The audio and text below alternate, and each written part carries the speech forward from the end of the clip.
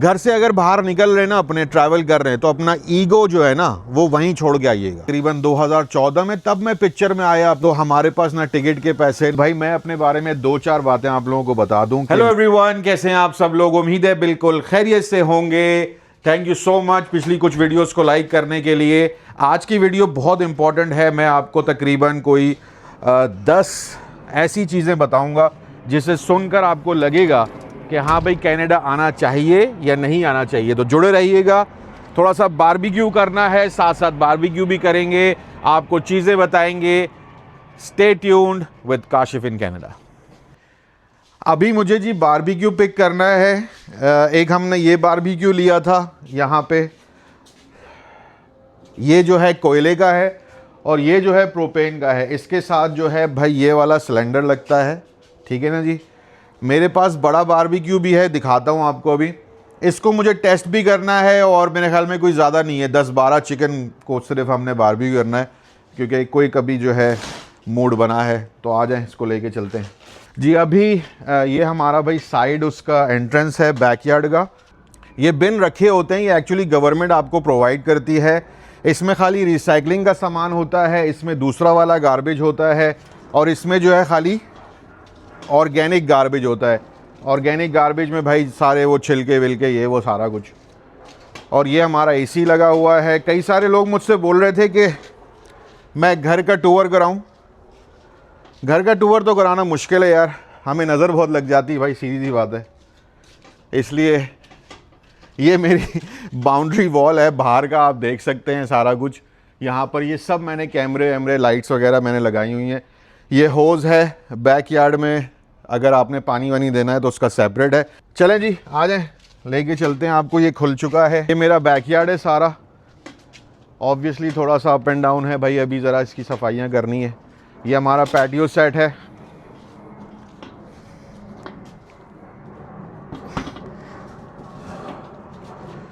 चश्मा इसलिए लगाया था कि बड़ा थका हुआ था मैं, तो आंखें जो है बिल्कुल थकी थकी आ रही होंगी। खैर एनीवेज, ये हमारा बड़ा वाला बारबेक्यू है।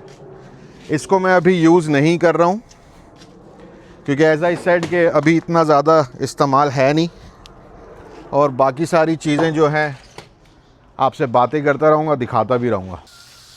ये चेक करें भाई, ये चेक करें, ज़बरदस्त बारबेक्यू जो है लग गया है। और ये है जी नेपोलियन का ग्रिल है ये, और अभी मैंने इसको लगा दिया है। थोड़ा सा पका भी लिया था भाई, बीच में वो ज़रा सा माइक थोड़ा सा मस्ती कर रहा था, लेकिन बहरहाल अभी ये बनाते हैं और आपसे ज़रा सी बातें भी करते हैं। ये है भी मेरा बैकयार्ड। अभी ज़रा टाइम हो रहा है तकरीबन, अच्छा टाइम देखें, अभी 9 बजने के करीब हैं, 9 ही बज रहे हैं ऑलमोस्ट, और अभी भी जो है सूरज गुरूब नहीं हुआ है। अच्छा भाई, बहुत सारे लोग एक क्वेश्चन बार बार पूछ रहे थे कि मैं यहाँ कैसे आया, मैं यहाँ कब आया, मैं यहाँ इमिग्रेंट था या रेफ्यूजी मुझे लोग समझते हैं। क्योंकि अब क्या करें, जिसकी जितनी सोच होगी वो उतना ही सोचेगा ना। तो भाई मैं अपने बारे में 2-4 बातें आप लोगों को बता दूं कि मैं आप लोगों को ये बातें बता रहा हूँ मोटिवेशन के लिए। प्लीज़ इसको गलत मत समझिएगा, ना ही मेरी कोई बड़ाई मैं कर रहा हूँ, आपको सिर्फ मोटिवेशन देने के लिए, ताकि जो लोग बिल्कुल खाली हाथ भी आते हैं ना, वो भी अगर मेहनत करें तो इंशाल्लाह अल्लाह पाक उसका ज़रूर साथ देगा। मैं आया था भाई 2008 में कनाडा एज आ इमिग्रेंट। मेरी वाइफ यहाँ पर थी भाई, मेरी शादी हुई तो मुझे स्पॉन्सर हुआ और फिर मैं यहाँ पर आया। जब मैं यहाँ आ रहा था तो मुझे याद है कि मेरी वाइफ का भाई वो PR कार्ड एक्सपायर होने वाला था, तो within 3 days we have to travel.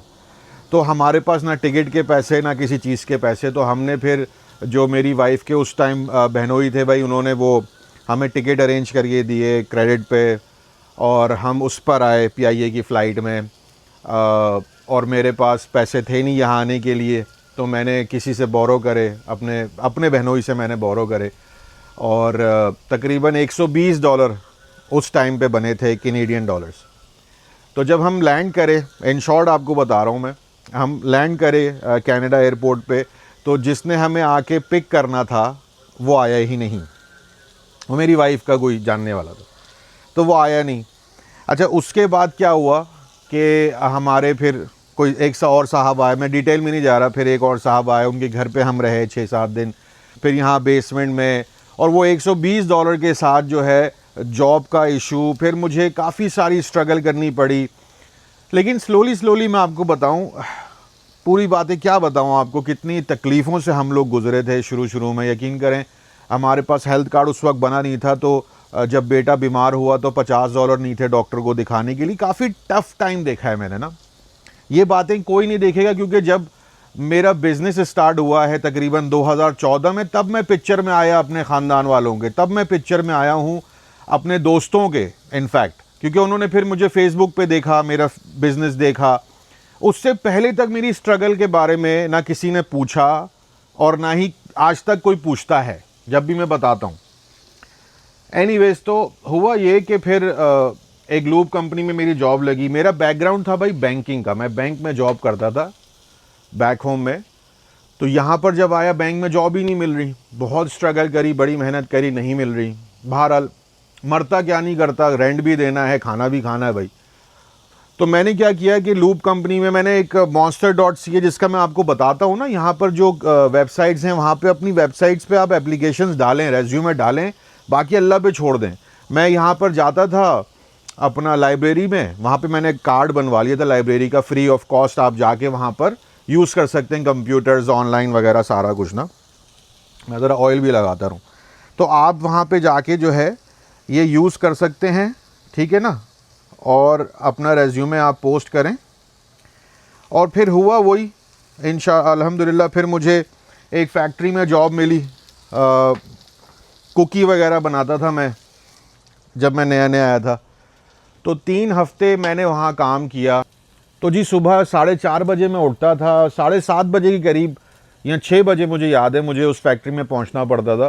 तो उसमें फिर ये होता था कि भाई वहाँ पे पहुँचने के बाद जो है 2-2:30 बजे मेरी छुट्टी हो जाती थी। लेकिन उसके बाद मेरे पास क्या करूँ क्या ना करूँ कुछ समझ नहीं आ रहा था, कोई ऐसा पाथवे भी नहीं था कि मैं उसको फॉलो करूँ। 2008 की बात है ये। फिर मैंने जब अप्लाई किया था काफ़ी जगहों पे, तो मुझे फिर एक लूप कंपनी से, जिसका मैं नाम नहीं लूँगा, वहाँ से मुझे ऑफ़र आई, मैं गया। तो मुझे आज भी मेरे मैनेजर का वो जुमला याद है, और मैं बड़ा क्रेडिट देता हूँ उसको अपनी सक्सेस का, अपनी जो भी मैंने आज तक कमाया है। मैं गया उसके पास इंटरव्यू देने, तो उसने कहा कि भाई तुम्हें गाड़ियों का कुछ पता है? मैंने कहा नहीं सर, मुझे कुछ नहीं पता। झूठ नहीं बोला। तो उसने कहा ठीक है, अपना यूनिफॉर्म साइज़ बताओ। मैंने कहा मुझे जॉब मिल गई? कह रहा हाँ। उस वक्त मिनिमम वेज होती थी मेरे ख्याल में $8.5 या $8.75। तो आप अंदाज़ा लगाएं कि वहाँ से अब यहाँ तक का सफ़र अल्हम्दुलिल्लाह अल्लाह पाक ने करवाया है, तो बड़ी उसकी मेहरबानी। बहरहाल वहाँ पे मैंने काम किया, फिर मैं लगा रहा, फिर मैंने नहीं सोचा कि यार मुझे ये करना है, मुझे वो करना है। इनफैक्ट मेरी यहाँ बैंक में जॉब हो गई थी 2012 में ना, बहुत बड़े अच्छे बैंक में जॉब हो गई थी, और पे भी बहुत अच्छी थी। लेकिन प्रॉब्लम ये था कि हम रहते मिसिसागा में, और डाउनटाउन टोरंटो में मेरी जॉब थी। तो जहाँ से आने जाने में तकरीबन 400 एवरी वीक, या पता नहीं महीने का लग रहा था, उस टाइम मुझे याद नहीं है। तो वो सैलरी से बहुत अच्छा चंक कट रहा था, जो कि मैं यहाँ गो ट्रेन में और बसेस वगैरह में लगा रहा था ना। तो मैंने अपनी बेगम को बोला भी कि भाई वहीं मूव हो जाते हैं। तो ऑब्वियसली हमें ये एरिया नहीं छोड़ना था, बच्चों के स्कूल होते हैं, सारा कुछ था। तो मैंने फिर डिसाइड किया कि it's not worth it for me ना। अपनी ड्रीम जॉब हो गई थी मेरी, बट मुझे आई हैव टू क्विट, क्योंकि अल्लाह ने मेरे लिए कुछ और लिखा हुआ था। फिर मैं एक और कंपनी में आया, फिर वहाँ मैंने मेहनत करी। फिर उसके बाद जिस कंपनी में मैं था, उसी ने सारे स्टोर्स अपने बंद कर दिए थे जो मेरे अंडर में थे, 4-5 स्टोर्स ना। तो मैं फिर घर आया, मैंने घर पे बेगम को बोला, मैंने कहा यार, हम बेसमेंट में रहते थे उस वक्त रेंट पे। तो मैंने बेगम को बोला, तो उसने फिर यही सोचा कि यार अब आप जो डिसीजन ले रहे हैं शॉप लेने का, you go ahead, I am with you ना। तो फिर उस वक्त भी हमारे पास कोई इतनी सेविंग्स नहीं थी। 2008 से 14 तक 6 साल में आप क्या कमा लोगे? $120 लेकर आप आए थे यहाँ पर। तो मेरे पास ऑब्वियसली लाइन ऑफ क्रेडिट था, लोन्स थे, क्रेडिट कार्ड्स थे, फिर बेगम के पास उसकी ज्वेलरी वगैरह थी। मैं आपको सच बता रहा हूँ, यकीन करें, हमने सब कुछ सोल्ड आउट किया था। किसी ने मुझे कहा था ना कि उस टाइम पे आपका जो है ये डिसीजन, रिस्क लेना आसान था। आसान, कभी भी रिस्क लेना आसान नहीं होता है। रिस्क आप लेते हैं जब आपको अपने आप पे और अल्लाह पे एतमाद होता है। और सबसे मज़े की बात, जब आपका पार्टनर आपके साथ खड़ा हो, तो फिर रिस्क नहीं बनता वो ना, फिर एक कैलकुलेटेड रिस्क बन जाता है। काम मुझे आता था, हमने वही किया, हमने सारा कुछ बेचा, बिल्कुल ज़ीरो हो गए थे हम लोग। और अल्हम्दुलिल्लाह आज 12 साल हो गए मुझे अपने कारोबार में। अल्हम्दुलिल्लाह I am doing decent. It's not like कि मैं बहुत अच्छा कुछ कर रहा हूँ, बट किसी के आगे हाथ नहीं फैलाने पड़ते भाई। ठीक है, बिज़नेस अप एंड डाउन होता है, आजकल अप एंड डाउन ही चल रहा है काफ़ी। कोविड के बाद काफ़ी चीज़ें चेंज हुई हैं, तो पैसे होते हैं आपके पास, पैसे नहीं होते आपके पास, बट यार अल्लाह का लाख लाख शुक्र है जैसा उसने रखा हुआ है, हज़ारों लाखों लोगों से अच्छा रखा हुआ है। एक बात ज़रूर कहूँगा ये बात यहाँ ख़त्म करके, कि अपने से नीचे वालों को देखें, अपने से ऊपर वालों को मत देखें। वहाँ तो कोई लिमिट ही नहीं है ना। नीचे वालों को देखें कि वो क्या खा रहे हैं, वो उन्होंने खाया भी है नहीं खाया है। आप तो माशाल्लाह आज बारबेक्यू कर रहे हैं, नया बारबेक्यू लेकर आए हुए हैं, राइट। ये सारी चीज़ें जहन में रखिएगा कि अपने से नीचे वालों को देखेंगे तो सक्सेस लगेगी, जिसमें आप जिस पोजीशन पे आप हैं वो बहुत अच्छी लगेगी आपको। वरना अगर आप देखते रहेंगे ऊपर कि भाई मैं तो ये 4 गाड़ियाँ नहीं, मेरे पास 2 गाड़ियाँ हैं, ओ माय गॉड। अल्हम्दुलिल्लाह मैंने यहाँ अपना घर भी लिया, अपना कारोबार किया, मेरे पास 2 गाड़ियाँ हैं। अल्हम्दुलिल्लाह मेरी बीवी गाड़ी चलाती, वो सारा कुछ संभालती है। हमने डिवाइड की हुई हैं चीज़ें, मैनेज की हुई हैं चीज़ें। तो बस आप भी अगर कनाडा आ रहे हैं, और मेरा नहीं ख्याल है कि 2026 में या 8 में या 7 में कोई ऐसा ह्यूज फ़र्क है। आप आएँ और अपना माइंडसेट ये रखें कि आपने यहाँ पर आकर मेहनत करनी। अब मैं आपको एक मतलब तकरीबन क्विकली जो है ना 10 ऐसी चीज़ें बताता हूँ जिसके बारे में आप सुनकर ये बात डिसाइड करें कि आप कनाडा आकर कुछ कर सकते हैं या नहीं कर सकते। ओए होए होए होए, चिकन लग गई भाई। ये भाई हमने झूला लिया था बच्चों के लिए। अब माशाल्लाह बच्चे बड़े हो गए हैं तो कोई झूलता नहीं है।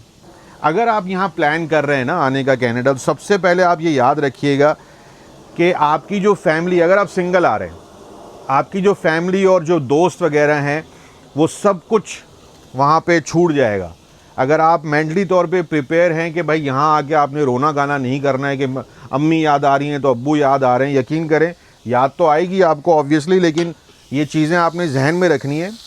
जब आप यहाँ पर आते हैं भाई ऐसी कंट्रीज़ में, ऑब्वियसली आपको हार्डशिप देखनी पड़ती है इनिशियली आके, लेकिन जब इंशाल्लाह आप यहाँ आएंगे एज अ स्टूडेंट या वर्क परमिट पे, आपका PR हो जाए, तो फिर आप उनको भी बुला लीजिएगा जिनके लिए आप इतना मतलब आपको परेशानी हो रही है। दूसरी जो बात है ना वो है यहाँ का वेदर। आप यकीन करें यूट्यूब पे भरी हुई होंगी वीडियोस वगैरह, मैं भी अपनी कुछ वीडियोस डालूंगा जब विंटर आएगा। तो यहाँ का विंटर जो है ना बहुत हार्श है। मतलब आप यकीन करें 20-20 फीट जो है वो कभी बर्फ़ पड़ जाती है ना, तो काफ़ी ज़्यादा प्रॉब्लम हो जाती है इसको लेकर ना।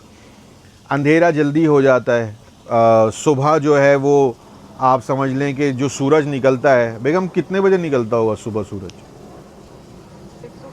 6 o'clock पे तकरीबन सूरज निकल जाता है, लेकिन गुरूब जो है वो 4-4:30 बजे हो जाता है। अभी देखें अभी भी रोशनी है यहाँ पर, और ये 9:05 हो रहे हैं। और ये जब ही तो मैं कह रहा हूँ ये समर जो है हमारे लिए बड़ा ब्लेसिंग होता है। तो कोल्ड में जो है अगर आपने सरवाइव करना है यहाँ पर, अगर आप सर्दियों में आ रहे हैं वहाँ से विंटर का सामान मत लेके आइएगा, यहीं से जैकेट लीजिएगा। यहाँ की जैकेट -40 के लिए होगी, ठीक है ना।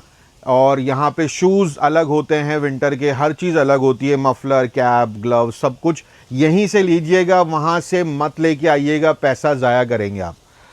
तीसरी जो बात है वो है जी हाई कॉस्ट ऑफ लिविंग। जी हाँ बिल्कुल हाई कॉस्ट ऑफ लिविंग है। ग्रॉसरी बहुत महंगी है, बिल्स बहुत महंगे हो गए हैं। हर साल अगर आप घर ओन करते हैं तो प्रॉपर्टी टैक्स जो है ना वो बहुत ज़्यादा आपको पे करना पड़ रहा है आजकल।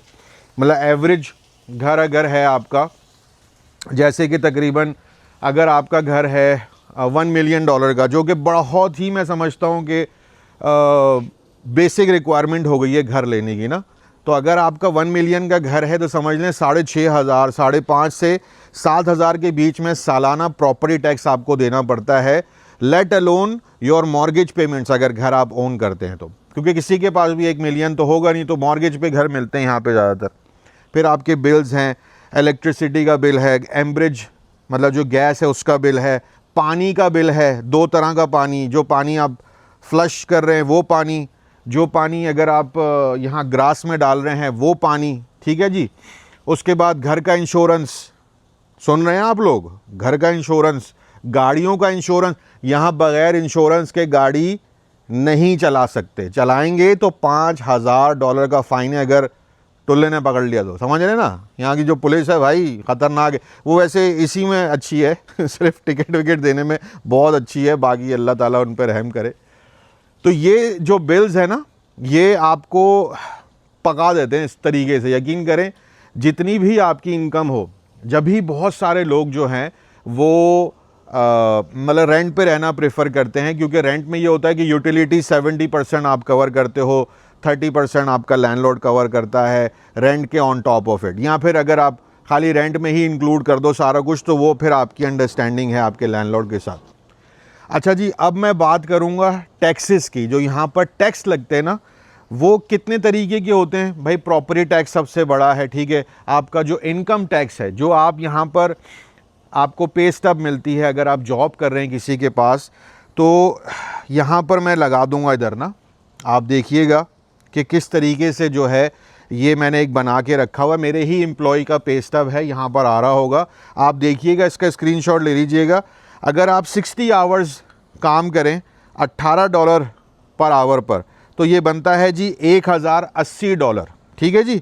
उसमें वेकेशन पे भी होती है, जो अगर आप वेकेशन लेना चाहें ना, तो वो होती है जी तकरीबन, इसकी कैलकुलेशन बता रहा हूँ जिस पे पे स्टब मैंने दी हुई है, $43। तो ये टोटल बन गया $1,123। अच्छा, उसके बाद उसका CPP, EI, federal income tax सब कुछ कटा के $200, $198 उस एम्प्लॉय का कट गया, और 1,123 जो टोटल थी सैलरी, उस पे से उसको मिला क्या, $924। जी हाँ, ये है इनकम टैक्स। और लोग बोलते हैं ना कि यार टैक्स कट रहा है तो क्या हो गया, साल के एंड में मिल जाता है, कद्दू मिलता है, कुछ नहीं मिलता है। अगर आपकी इनकम ज़्यादा है तो आपको कुछ नहीं मिलेगा, अगर इनकम कम है तो ठीक है, थोड़ा बहुत रिटर्न आ जाता है, सब कुछ नहीं आता। दूर के ढोल सुहाने भाई, वहाँ बैठ के आप लोगों के मुंह में जो आता है वो बताता रहता है, बोलता रहता है, कुछ पूरा नहीं मिलता भाई। आज तक मैं यहाँ पर कितने साल से, 18 साल से रह रहा हूँ, मुझे आज तक कभी कंप्लीट टैक्स मिला ही नहीं। उल्टा कभी कभी पे करना पड़ता है आपको, अगर आपकी इनकम ज़्यादा हो जाए या वाइस वर्सा, कोई भी ऐसी सिचुएशन हो, राइट। और यहाँ पर जो है ना जी, एक 5वां जो पॉइंट है, यहाँ पर आपको मेड वगैरह नहीं मिलेगी घर पर, आपको जो है सारे काम खुद करने पड़ते हैं A to Z। तो ये भी नखरे छोड़ के आएगा। कनाडा आने के लिए, यूरोप आने के लिए, अमेरिका आने के लिए, घर से अगर बाहर निकल रहे ना, अपने ट्रैवल कर रहे हैं, तो अपना ईगो जो है ना वो वहीं छोड़ के आइएगा। अगर आप वो साथ लिया है, मैं ये काम करूँगा, मैं वो काम करूँगा, तो फिर ज़रूरत नहीं है बाहर मुल्कों में आने की। मैं हिलकर पानी नहीं पीता था भाई, मैं आपको सच बता रहा हूँ अपनी बातें। मैं इसीलिए बड़ा ब्लंट बोलता हूँ, इसीलिए मैं स्ट्रेट फॉरवर्ड सारी बातें करता हूँ, क्योंकि मैं झूठ क्यों बोलूँ आप लोगों से। जिसको ये बातें समझ आ रही हैं वो ये बातें समझे और सीखे उससे ना। मैं हिलकर पानी नहीं पीता था, जब मैं यहाँ आया हूँ तो बिलीव इट और नॉट, ऑयल चेंज करना, हाथ जलते थे यार फ़िल्टर चेंज करने में। गर्म गाड़ियों के नीचे आप काम करें, सर्दियों में बर्फ़ जमी होती है, यकीन करें वो जब हम नीचे खड़े होते थे पूरा ड्रिप करता है हमारे ऊपर ठंडा ठंडा पानी, लेकिन हमने काम किया अल्हम्दुलिल्लाह, राइट। तो ये ईगो जो है ना आप छोड़ कर आए। अगर आप यहाँ मेहनत करेंगे, छोटी सी छोटी जॉब में भी ना, इंशाल्लाह अल्लाह पाक आपकी ज़रूर हेल्प करेगा। अच्छा जी, जो लोग वहाँ से बहुत पढ़े लिखे आ रहे हैं भाई, बहुत ज़्यादा आपने IT के प्रोफेशन में हैं, डॉक्टर हैं, इंजीनियर हैं, या जो भी हैं, और अपनी फील्ड में आते के साथ आपको जॉब नहीं मिलेगी अनलेस अनटिल आप वर्क परमिट पे आ रहे हैं वहाँ से ना, उसी जॉब पे। अदरवाइज़ अगर आप यहाँ इमिग्रेशन पे आ रहे हैं और ये सोच के आ रहे हैं कि भाई मैं जाऊँगा और जाती मैं तो डॉक्टर हूँ, फटाफट डॉक्टर बन जाऊँगा, यहाँ पर आपको हर चीज़ का लाइसेंस लेना पड़ता है, उसमें टाइम लगता है। आपकी अपनी फील्ड में आपको जॉब मिलेगी इसकी कोई गारंटी नहीं है। पहले आप लोअर जॉब्स करते हैं तो करियर चेंज आपको करना पड़ेगा। सर्वाइवर के लिए लोग ऊबर भी चलाते हैं, यहाँ पर लोग ऊबर ईट्स करते हैं, जो कि मतलब है कि खाना डिलीवर करना और सारा कुछ होता है ना। तो ये सर्वाइवल जॉब्स आपको करनी पड़ेंगी, ये माइंड में रखिएगा। अगर हलवा पका पकाया नहीं लेके आ रहे हैं, यानी कि बहुत ज़्यादा पैसा नहीं लेके आ रहे हैं, तो बिज़नेस भी नहीं कर सकते हैं आप कोई। और बिज़नेस पे जो है पूरी एक तफसीलन वीडियो इंशाल्लाह बनाऊंगा, ताकि आप लोगों को पता चले कि बिज़नेस यहाँ पर कैसे किया जा सकता है, कितने पैसे लगते हैं। मुझसे किसी ने ये सवाल किया था, तो इंशाल्लाह बिज़नेस की वीडियो जो है नेक्स्ट होगी। अच्छा जी, अब बात करते हैं ट्रैवल की। यानी कि जब आप यहाँ आते हैं ना, तो गाड़ी जो है ना, गाड़ी वो आपकी कोई शोशा नहीं है। यहाँ पे गाड़ी जो है ना, वो एक नेसेसिटी है। आपको गाड़ी लेनी ही पड़ती है, क्योंकि कनाडा एक बहुत बड़ा मुल्क है। एक यकीन करें, एक जगह से दूसरी जगह आपको जाना हो, या जैसे हमारे घर से कोई बाज़ार, हमें अच्छे बाज़ार जाना है, हमें 20 मिनट आधा घंटा लग जाता है गाड़ी से। अगर हम वही काम बस से करेंगे तो हमें घंटा डेढ़ लग जाता है। मुझे अच्छे से याद है, मेरा एक एम्प्लॉई था, जब वो अपने घर से आ रहा था बस में, तो उसको 1.5 घंटा लगता था या 1 घंटा तकरीबन लगता था ना। गाड़ी से उसको 15-20 मिनट लगते हैं, क्योंकि स्ट्रेट फॉरवर्ड है, कहीं बस रुक नहीं रही है। तो गाड़ी लेना यहाँ पर बहुत ज़रूरी है। अपना इंटरनेशनल लाइसेंस लेकर आइए जब भी ट्रैवल करें आप कनाडा के लिए, ताकि यहाँ आते के साथ ही आपको एक G2 लाइसेंस के लिए आप डायरेक्ट टेस्ट दे सकें, और आपको जो है वो G2 लाइसेंस मिल जाएगा। ठीक है ना जी। उसके बाद आप जो है यहाँ पर गाड़ी ड्राइव कर सकते हैं, इंश्योरेंस ले लें, गाड़ी ड्राइव करें जी। अब बात करते हैं पॉपुलर सिटीज़ की और स्मॉल सिटीज़ की, जिसमें पॉपुलर सिटी में भाई आता है टोरंटो, मिसिसागा, ब्रैम्पटन, जो ओंटारियो में बड़ी सिटीज़ हैं। ओकविल हो गया, मिल्टन हो गया, राइट।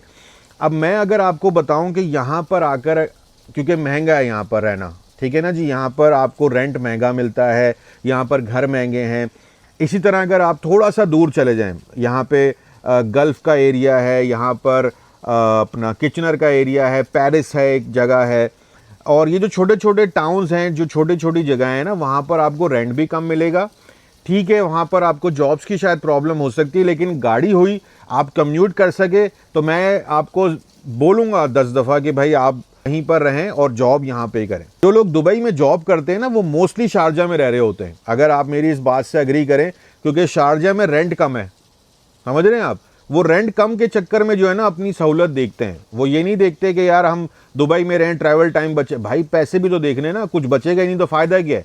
तो ये ज़रूरी है कि किस सिटी में, किस शहर में आप आ रहे हैं, इसके बारे में आप ज़रूर पहले से रिसर्च कर लीजिएगा। हमारी आज की वीडियो का फाइनल पॉइंट है कमिटमेंट। अगर आप यहाँ आ रहे हैं तो कश्तियाँ जला के आइएगा। मैं आपको ये बात इसलिए बोल रहा हूँ क्योंकि यहाँ आकर देखेंगे, सोचेंगे, ये एटीट्यूड बिल्कुल छोड़ दें, इसका कोई फ़ायदा नहीं है। आपके माँ बाप ने या आपने खुद, क्योंकि मैं ये वीडियो बना रहा हूँ सबके लिए, जो 19 साल से लेकर समझ लें कि 35 साल की उम्र तक जो भी इस दौरान में आना चाह रहा है, आप बहुत पैसा लगा के यहाँ पर आते हैं। आप मेहनत करें, आप पॉजिटिव रहें, आपको कामयाबी ज़रूर मिलेगी इंशाअल्लाह ताला। लेकिन कमिटमेंट बहुत ज़रूरी है। ये एटीट्यूड छोड़ दीजिएगा कि यहाँ आके देखेंगे, सोचेंगे, ये होगा वो होगा। हाँ जी, बहुत सारी बातें आप लोगों से की। बारबेक्यू बिल्कुल रेडी हो गया अल्हम्दुलिल्लाह। और ये घर के पुदीने की चटनी है जो बेगम ने बनाई है भाई माशाल्लाह से। और ये मैरिनेशन भी उसी ने की थी, हमने सिर्फ पकाया ही है। बिस्मिल्लाहिर्रहमानिर्रहीम।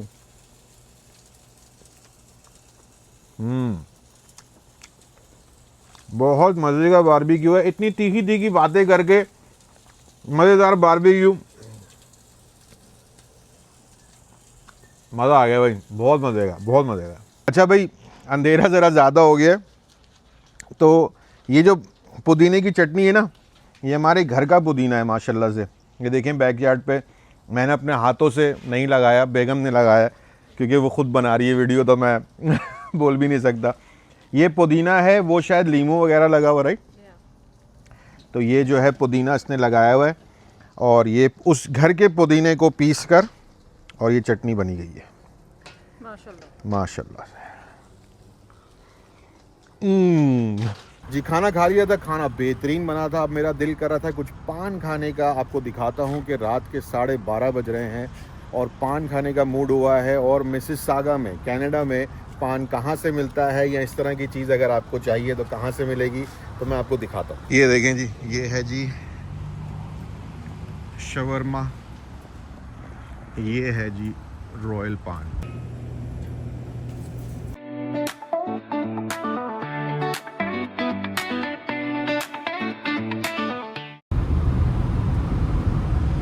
भाई ये ब्रिज जो है ना, ये बहुत ही खूबसूरत है। ये बिल्कुल हम अभी जो है ओंटारियो लेक है शायद, है ना नीचे, ओंटारियो लेक के ऊपर ये ब्रिज बना हुआ है। ये टुवर्ड्स नायग्रा फॉल है। अभी मैंने अपनी फैमिली को लिया, पान खाया बेहतरीन, और अब मैं जा रहा था थोड़ी सी ड्राइव करने के लिए। वीडियो पसंद आई हो तो लाइक शेयर सब्सक्राइब ज़रूर कर दीजिएगा। व्हाट्सएप पे हमें फॉलो कर लीजिएगा, इंस्टाग्राम पे फॉलो कर लीजिएगा। और एक रिक्वेस्ट है एंड में सबसे, जो लोग भी मुझे ईमेल्स कर रहे हैं, जो लोग भी मुझे कमेंट्स कर रहे हैं, अगर आप नोटिस करें तो मैं ईच एंड एवरी पर्सन का रिप्लाई करता हूँ, positive negative I don't care, as long as कि मैं आपको रिप्लाई कर सकूँ। तो जो लोग ईमेल्स पे मेरे से राब्ते में हैं वो ज़रूर कमेंट में बताइएगा कि भाई मैं सबको रिप्लाई करता हूँ या नहीं करता, ठीक है ना। अपना बहुत ख्याल रखिएगा, सब्सक्राइब ज़रूर कीजिएगा, 10,000 20,000 30,000 तक पहुँचाएँ भाई को, मेहनत आपके सामने ही है। बहुत ख्याल रखिएगा, टेक केयर, अल्लाह हाफ़िज़।